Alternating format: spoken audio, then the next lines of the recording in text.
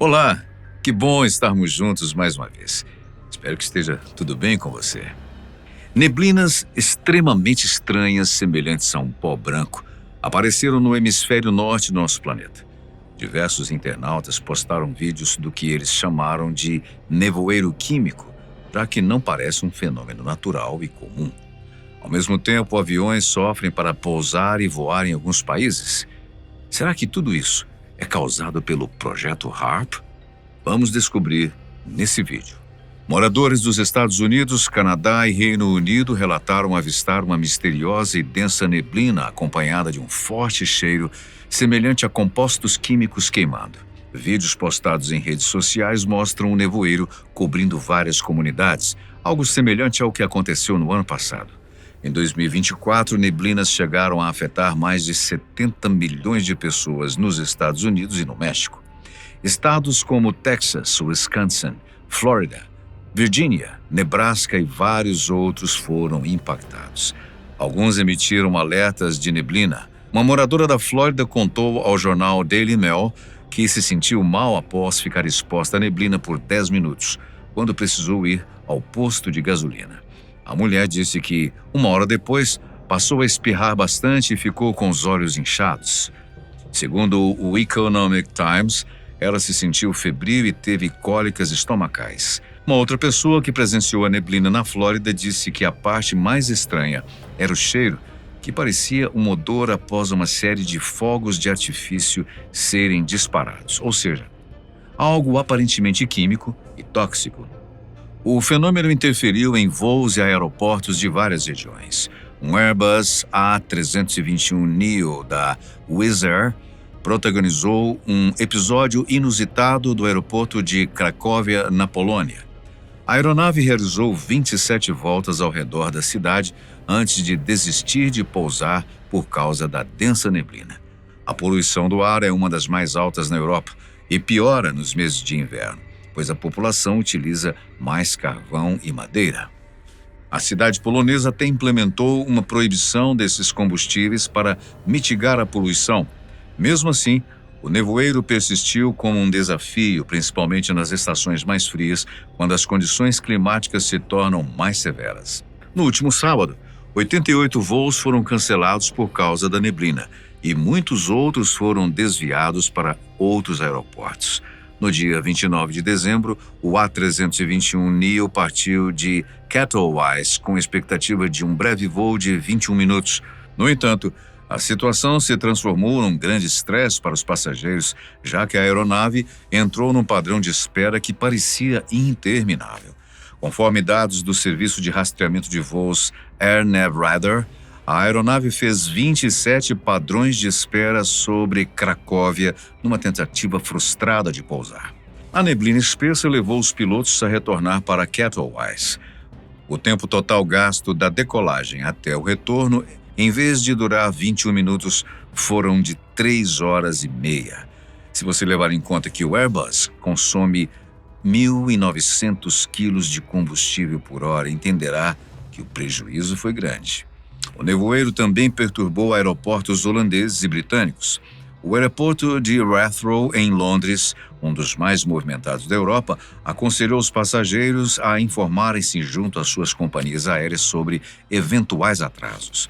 Os eventos foram no mesmo fim de semana em que o Airbus A321neo precisou dar 27 voltas na Cracóvia.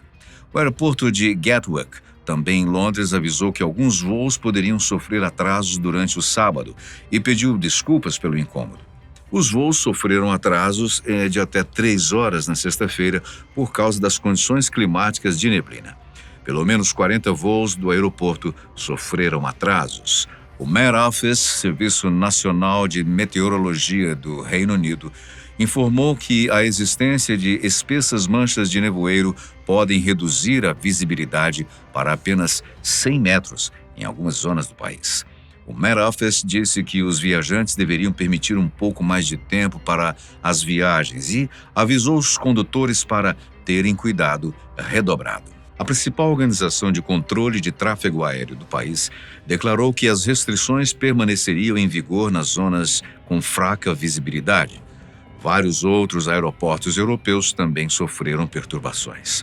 Nos aeroportos de Schiphol e também Eindhoven, nos Países Baixos, dezenas de voos foram cancelados e outros registraram atrasos de até 4 horas e meia. Voos para Istambul, Amsterdã e Frankfurt foram cancelados. No aeroporto de Cracóvia, sobre o qual já falei, os voos para Toulouse, Madrid e Frankfurt mudaram seu destino intermediário, já que não poderiam aterrissar em Balize. Os compartilhamentos em redes sociais no Canadá e Reino Unido sobre a neblina fizeram surgir diversas teorias sobre a origem do fenômeno. As características do nevoeiro, aliadas com os supostos sintomas que ele traz e sua influência nos voos, assustou algumas pessoas. Os teoristas de plantão sugeriram que poderia ser uma espécie de arma química, enquanto outros disseram que o evento está conectado ao elevado número de avistamentos de drones em dezembro. Por enquanto, não existe nenhum pronunciamento oficial das autoridades sobre a origem da neblina. Enquanto não há explicação, a mente dos curiosos fervilha com teorias. Nos Estados Unidos, a principal é que o nevoeiro contém compostos químicos responsáveis por deixar as pessoas doentes. Os sintomas incluem tosse, olhos irritados e inchados, dores de garganta e fadiga. Alguns exageram ainda mais e afirmam que o fenômeno, que exibe inúmeras pequenas partículas brancas, é uma areia inteligente, veja só. O termo em inglês, smart dust, é usado para designar minúsculos aparelhos sem fio que coletam e transmitem informações. Erin Elizabeth, uma influencer da área de saúde que é conhecida por divulgar teorias da conspiração e desinformação, afirmou no X que a neblina estaria conectada com a doença de Morgellons. A doença é uma condição controversa que envolve lesões de pele e a crença de que a pele está infectada por insetos e outros objetos, como fios. Apesar de muitos terem conectado a neblina aos avistamentos de OVNIs, não há nenhuma evidência concreta de conexão. Os OVNIs avistados recentemente, inclusive, são em sua maioria drones ou outras aeronaves de diferentes tipos. Ainda que nenhuma prova de vida alienígena tenha aparecido, os teoristas apontam que as partículas presentes no nevoeiro podem ser esportes extraterrestres. É preciso lembrar, no entanto, que neblinas não são algo tão extraordinário assim e costumam acontecer naturalmente. Nessa época do ano, nos países do hemisfério norte, é comum que haja neblina. Quando o tempo frio chega, as pequenas partículas de gelo podem contribuir para a formação dessa condição climática. Além disso, doenças respiratórias são comuns no inverno e até mesmo vapor de água pura pode piorar os sintomas, quanto mais uma neblina aparentemente poluída. Existem razões para a neblina ter um odor químico forte. Nevoeiros podem armazenar poluentes. Caso o ambiente tenha muitos poluentes, a fumaça pode ter um odor característico e provocar diferentes doenças respiratórias. Algo semelhante aconteceu em 1952 na cidade de Londres, no evento que foi chamado de O Grande Nevoeiro de 1952. O nome foi dado à poluição letal que cobriu a cidade de Londres por 5 dias, de 5 a 9 de dezembro em 1952. A poluição foi causada por uma combinação de poluição industrial e condições climáticas de alta pressão. A fumaça e a neblina quase paralisaram Londres e resultaram em milhares de mortes. Suas consequências levaram o parlamento a aprovar o Ato do Ar Limpo 4 anos depois, o que marcou uma virada na história do ambientalismo. O fenômeno antecedeu em muito a crise do início dos anos 1950. Conhecidas como sopas de ervilha por sua aparência densa e amarela, essas neblinas abrangentes se tornaram uma marca registrada na Londres do século XIX. Mas a neblina poluída era um problema em Londres já no século XIII, devido à queima de carvão, e a situação só piorou à medida que a cidade continuou a se expandir. As reclamações sobre fumaça e poluição aumentaram nos anos 1600, quando uma legislação ineficaz foi aprovada pelo rei James I para restringir a queima de carvão. A industrialização rapidamente crescente, que começou no final dos anos 1700, piorou ainda mais as condições. Essas neblinas não eram formações naturais da atmosfera. O vapor d'água grudava em partículas liberadas por fábricas de queima de carvão, produzindo nuvens escuras e pesadas que prejudicavam a visibilidade. Essa variedade de neblina, mais tarde, passou a ser conhecida em inglês como smog. O termo é uma fusão das palavras smoke, que significa fumaça, e fog, que significa neblina. O termo foi inventado por um londrino no início do século XX. Portanto, o que acontece no hemisfério norte no nosso planeta não é algo novo ou totalmente incomum. Porém, conspiracionistas pensam que o fenômeno foi ocasionado pelo projeto norte-americano HAARP. O projeto supostamente teria o poder de controlar fenômenos climáticos ao redor do globo. Essa mesma teoria foi usada para explicar a tragédia que aconteceu no Rio Grande do Sul por conta das inundações. Ela aponta que o HAARP, que visa estudar fenômenos físicos que ocorrem nas camadas superiores da atmosfera terrestre, seria o causador das chuvas incomuns no estado gaúcho. Grupos de grande poder utilizariam o projeto com o objetivo de causar medo, confusão e indignação. A partir da vulnerabilidade causada, o grupo pode instituir os seus próprios interesses. O HAARP também foi alvo de teorias da conspiração no passado. Elas afirmavam que catástrofes como o terremoto no Haiti em 2010 e o terremoto na Síria e Turquia em 2023 também teriam sido provocadas pelas antenas do projeto. Os conspiracionistas alegam que até uma tempestade de neve no estado de Iowa, em janeiro de 2024, teria sido causada para influenciar as eleições no país. Tais alegações, assim como a de que o HAARP está provocando neblinas, carecem de evidências científicas. O impacto e o alcance das antenas usadas no projeto é limitado. Além disso, ele atua numa área específica da camada terrestre e não tem o poder de causar nenhuma grande mudança, seja ela de temperatura ou de nível de radiação. Logo, está longe de ser capaz de incitar catástrofes ambientais. O projeto HAARP tem um enfoque específico na ionosfera, a camada terrestre localizada entre 80 e 640 quilômetros acima da Terra.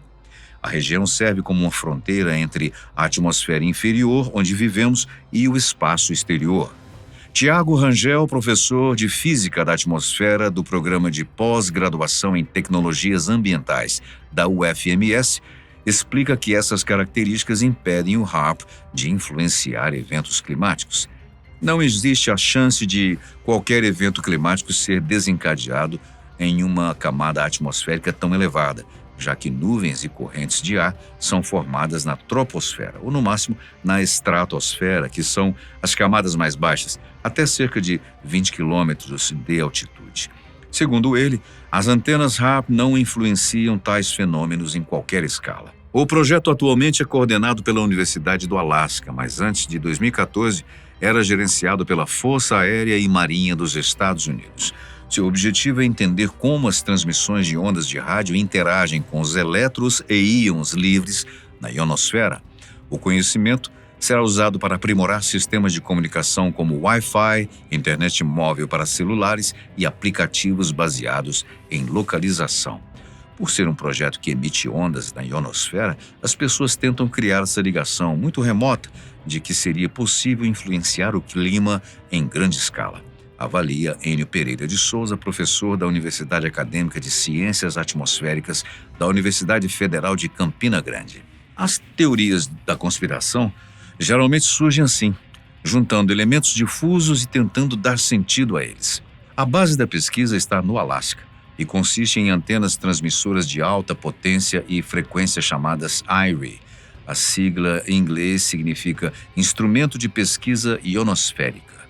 Os transmissores são usados para enviar sinais para a ionosfera, o que excita temporariamente uma área específica. Assim, o comportamento dessa camada da atmosfera é observado, assim como sua interação com ondas de rádio. A direção do HAARP afirma que os estudos vão ajudar sistemas de comunicação e vigilância e os seus objetivos civis e de defesa. Além do transmissor, o projeto possui outros instrumentos sofisticados que observam e analisam processos físicos que ocorrem na ionosfera quando excitada pelas antenas IRI. Os instrumentos fizeram surgir teorias de que o HAARP controla placas tectônicas, temperatura atmosférica e até o nível de radiação de ozônio. Caso isso fosse verdade, o projeto conseguiria causar desastres naturais e ser uma arma de destruição em massa. Os mais inventivos alegavam até mesmo que as antenas podem ser usadas para o controle mental, já que emitem ondas de alta frequência. Tiago Rangel confirma que nada disso é possível através das antenas, que nem mesmo interferem nas áreas citadas pelos conspiracionistas. O HAARP não passa muito de um gigantesco transmissor de rádio. O próprio site do projeto comenta sobre o assunto. As ondas de rádio interagem com cargas e correntes elétricas e não interagem significativamente com a troposfera. As ondas de rádio nas faixas de frequência que o HAARP transmite não são absorvidas nem na troposfera nem na estratosfera, os dois níveis da atmosfera que produzem o clima da Terra. Como não há interação, não há como controlar o clima. Portanto, a neblina química estranha e potencialmente nociva à saúde humana parece ter pouca conexão, tanto com o HAARP quanto com os avistamentos de drones e OVNIs. O mais provável é que seja apenas um fenômeno climático natural que, infelizmente, leva muita poluição consigo. Isso não quer dizer que o evento seja inofensivo. Muitos voos de aviões podem ser influenciados e diversas pessoas podem passar mal ao entrar em contato com o nevoeiro. O fato traz à tona a importância de cuidarmos mais do planeta e de evitarmos a poluição. Afinal, as consequências climáticas podem afetar fortemente o nosso dia a dia. É tempo de mudar a mentalidade e as ações, já que pode ser tarde demais no futuro. Com o fim do inverno no hemisfério norte, é possível que as neblinas diminuam e até sumam. Diante dos últimos eventos, gostaríamos também de ouvir a sua opinião. Falar nisso, você conhecia o projeto HAARP e como ele realmente funciona? Deixe os seus comentários sobre também o tema e nós agradecemos a sua companhia, sempre muito especial. A gente se vê num próximo vídeo.